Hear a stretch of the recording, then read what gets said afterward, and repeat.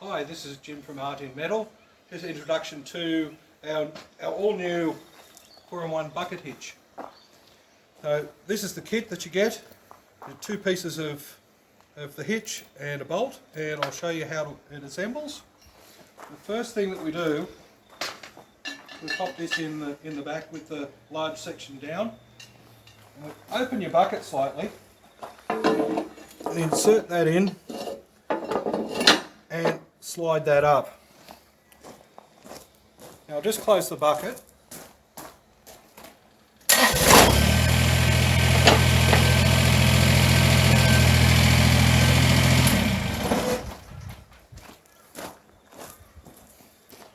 Okay, so now that's nice and snug, what we need to do is mark and drill a hole in either one of these with a 10mm drill bit and use the bolts supplied.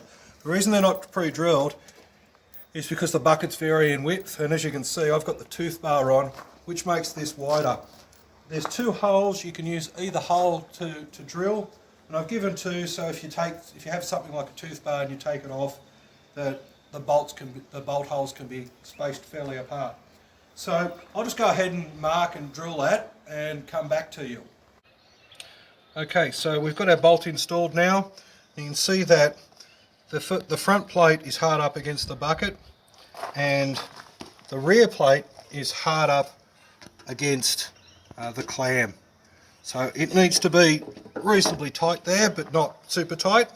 And just check, it'll wobble around a little bit, and there's a little bit of extra clearance for different bucket heights. But as long as it doesn't go sideways, you're okay. So now what we do is close the bucket.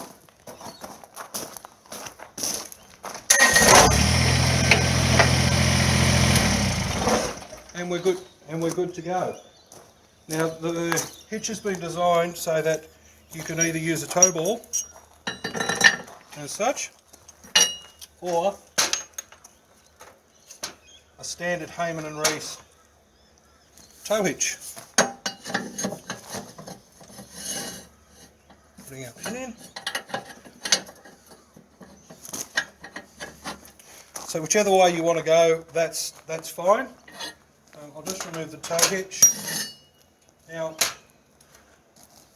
if you're going to use a tow ball, I'll get you to focus in on that. A lot of the tow balls come like this, where they don't have the thread all the way. So if that's the case, when you install the tow ball, you might need an extra little bit of plate or an extra washer, and I've just got an extra washer here to take up that clearance. So take that out. And while we've got it together, just a quick rundown on how quick it is to install and remove the hitch. Start up the bucket.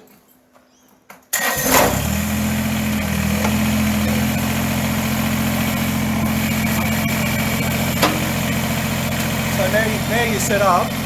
All that ever needs to be done, you put it in there, drop it on.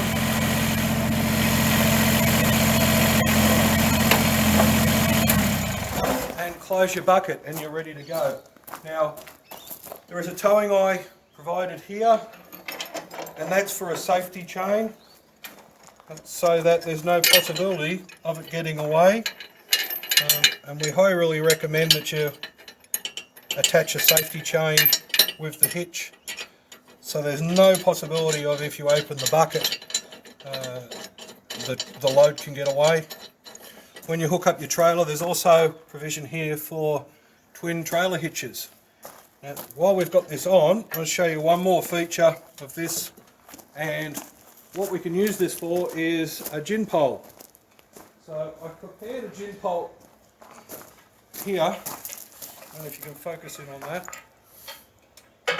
So this is just a bit of 50 by 50 by 3 or 4, and I've put a couple of hooks on it and just a mount for a chain. So inserting the 50 by 50,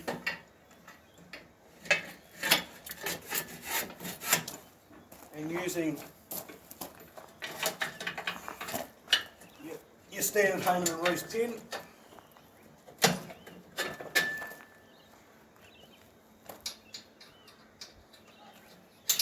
and to give it some extra stability, got a couple of straps here that I go onto my other two bucket hooks.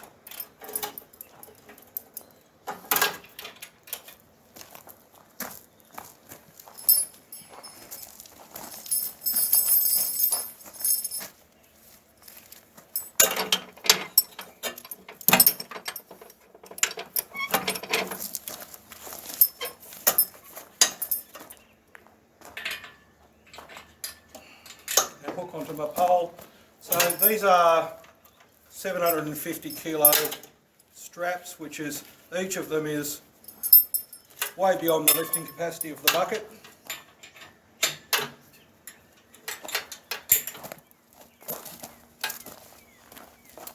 You don't need a super strong pole because the straps themselves are providing most of the strength, and as you can see, that's as solid as now, and we'll just lift that up.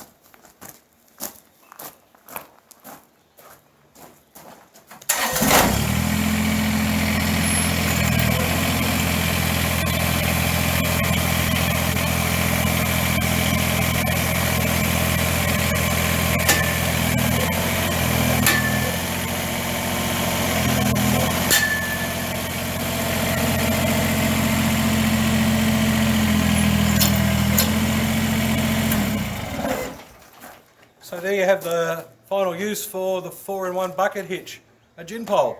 Thank you very much for watching.